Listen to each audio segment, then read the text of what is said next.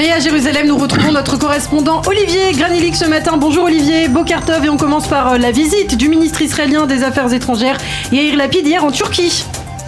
Boker Tov, Ilana, et oui, il a été question de multiples avertissements destinés aux voyageurs israéliens concernant la vie d'Istanbul. L'Iran, vous savez, de mener déjà depuis semaine des attaques contre l'israélienne et de l'opération conjointe des Turcs et Israéliens pour l'arrestation d'une cellule terroriste iranienne.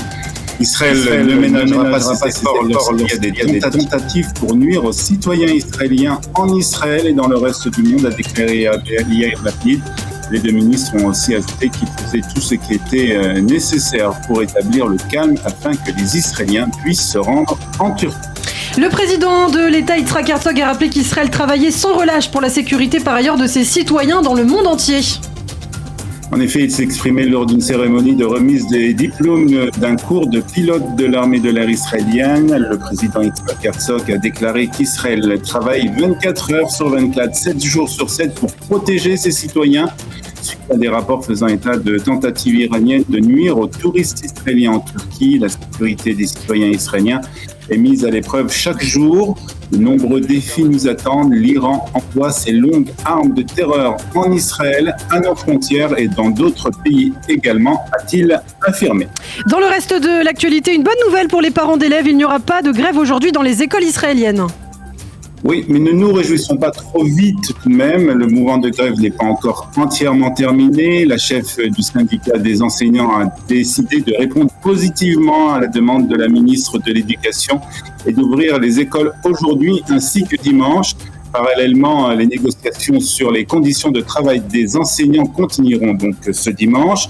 Le syndicat et les représentants des ministères des Finances sont prévus de se rencontrer donc la semaine prochaine pour la suite de ces pourparlers. Et puis la ministre des Transports a tenu, elle, une réunion pour trouver des solutions au chaos qui règne en ce moment à l'aéroport Ben Gurion.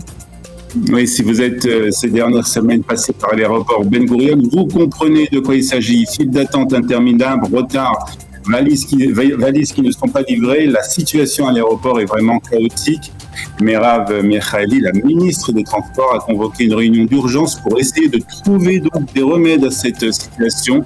Elle a expliqué qu'il manquait près de 1500 travailleurs pour assurer un service convenable aux voyageurs. Merav Michaeli a déclaré aussi qu'elle n'avait pas l'intention de réduire le nombre de vols pour faire face à la surpopulation à Ben Gurion, car elle pense qu'une telle décision ne ferait qu'augmenter les prix déjà élevés des billets.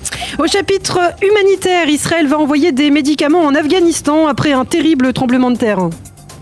Oui, bien que les deux pays n'entretiennent pas de relations diplomatiques, l'organisation israélienne à but non lucratif Israël a l'intention d'envoyer des bandages, des seringues, des sutures, des garrots et des antibiotiques et d'autres médicaments de base.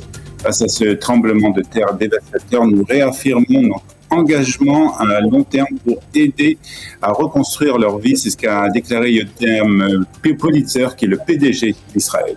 Et dans le même domaine, Israël va envoyer des pompiers pour combattre les incendies qui se sont déclarés sur l'île de Chypre. Oui, une délégation de pompiers israéliens atterrit donc à Chypre pour participer donc à la lutte contre les incendies qui se propagent dans le nord de l'île méditerranéenne. Ce sont en tout 17 personnes, 17 pompiers, policiers et sauveteurs israéliens qui vont participer à cette mission de sauvetage.